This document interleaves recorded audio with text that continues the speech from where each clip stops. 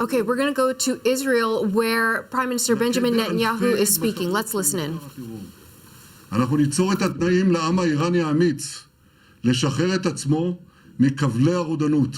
Going to continue and hit thousands of targets within this terrorist regime, and we are helping the courageous Iranian people to unshackle themselves from the shackles of tyranny. So I call upon you, do not miss this operation. It is a once-in-a-generation chance, because when your moment comes, the moment when you will have to take to the streets en masse, to go out to the streets in order to get the job done and get rid of this terrible regime which is making your lives miserable. All that pain you've suffered will not be in vain, because help has arrived, and now it is high time that you all come together and unite for a historic mission for all of the citizens of Iran, the Baluchis, the Farsis, the Kurds. This is your time to join forces and overthrow the regime and thus guarantee your future. Citizens of Israel, throughout the war of resurrection, I drew so much power from your strong standing. You never despaired, but on the contrary, you stood up straight and backed our soldiers who are true heroes. You supported and backed the government as well as me in order to lead the struggle over our existence. And this is exactly what a life-seeking nation does, a nation of lions.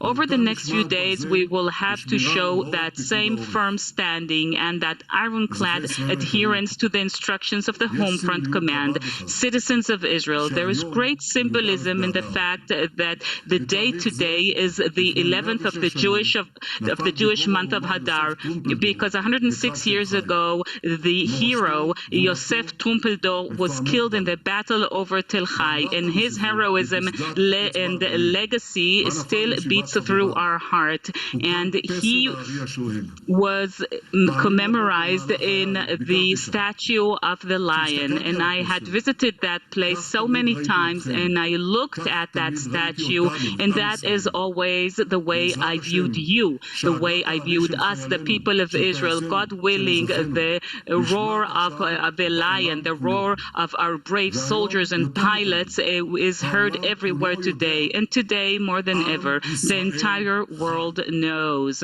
Am Yisrael Chai, the people of Israel live. Okay, that short but direct statement coming to us from the Israeli Prime Minister Benjamin Netanyahu following the coordinated U.S. and Israeli strikes on Iran and Iran's response. What we heard there from the Prime Minister is the type of rhetoric we've heard from him in the past, calling on Iranians to overthrow their regime, referring to Iran as a nation of lions, the figurehead that used to be on their flag before the Islamic regime took over.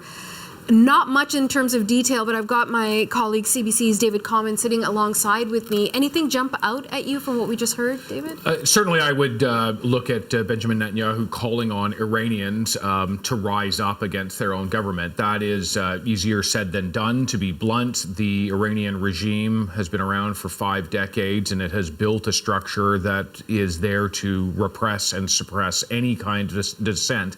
Even if we were to look at a scenario where the senior leadership is gone, killed by American and Israeli airstrikes, the ability to rise up without yourself getting killed is quite limited, as we know from the thousands of Iranians, and we don't know how many, but thousands of Iranians who have given up their lives in protests just in recent weeks. That's right. I mean, some numbers put it as high as 20, 30,000. So.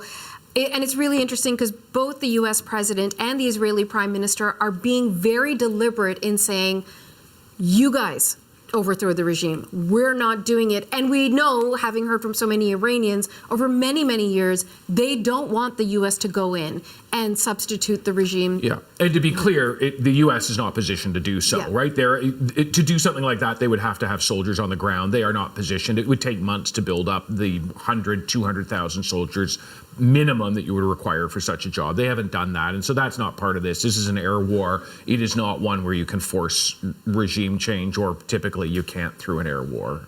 It would be quite something.